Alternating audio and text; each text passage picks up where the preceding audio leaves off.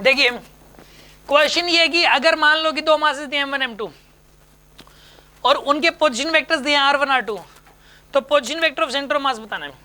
सबसे पहली बात तो पोजीशन और पोजीशन वेक्टर में क्या फर्क है, सबसे पहला क्वेश्चन क्या बोला मैंने, पोजीशन और पोजीशन वेक्टर में क्या फर्क है ये समझा रहा हूं मैं आपको।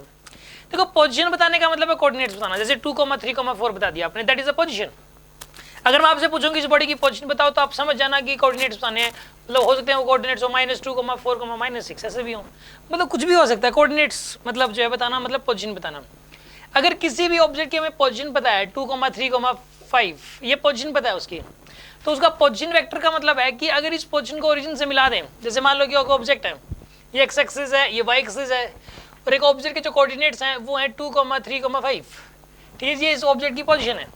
इसके पोजीशन वेक्टर का मतलब ये है कि इसको ओरिजिन को इससे मिला दे और एक वेक्टर बना दे, तो इसको बोलेंगे पोजीशन वेक्टर। क्या बोलेंगे इसको, और आर से डिनोट करेंगे, क्या बोलेंगे इसको, पोजीशन वेक्टर आर से डिनोट करेंगे। और इसको लिखेंगे पोजीशन वेक्टर की जो वैल्यू है वो लिखेंगे हम लोग 2i cap plus 3j cap plus 4k cap, ये इस ऑब्जेक्ट का पोजीशन वेक्टर हो जाएगा। मतलब अगर हमें पोजीशन पता हो तो पोजीशन वेक्टर निकाल सकते हो, पोजीशन पता हो तो पोजीशन वेक्टर आप बता सकते हो, सिंपल सी बात है।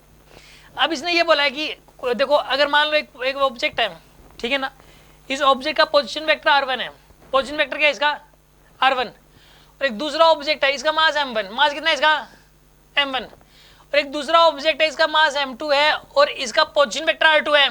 हाँ जिसका पोजीशन वेक्टर क्या है यहाँ पे R2, कुछ एक तो बोल ही नहीं रहे, इसका मास M2 है और पोजीशन वेक्टर क्या है इसका R2, और इसका मास M1, पोजीशन वेक्टर क्या है इसका R1, ठीक है। इसके अंदर हमें ये बताना है कि सेंटर ऑफ मास का पोजीशन वेक्टर क्या होगा, सेंटर ऑफ मास की पोजीशन नहीं बतानी, पोजीशन वेक्टर बताना है उसका, समझ आ रही है बात आपको।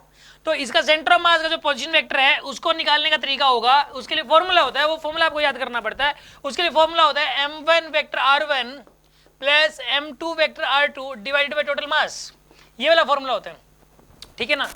ये याद करने का फायदा है क्या, ये याद करने का फायदा क्या, मान लो पेपर में क्वेश्चन ये आ गया कि एक बॉडी है 2 किलो की, एक बॉडी है 4 किलो की, इसका position vector i cap plus j cap plus 2k cap, और एक इस बॉडी का है -2i cap plus j cap plus 3k cap, ये मास है, ये पोजीशन वेक्टर, ये मास, ये position vector, centre of mass का पोजीशन वेक्टर बताओ। पेपर में क्या आ गया, सेंटर ऑफ मास का पोजीशन वेक्टर बताओ जी।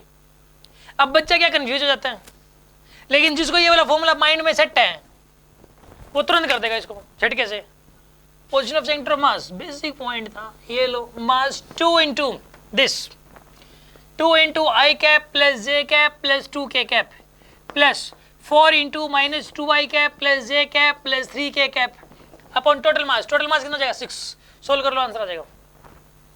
फायदा है कि नहीं है याद करने का ये फॉर्मूला, अरे फायदा है ना ये फॉर्मूला याद करने का, गुड।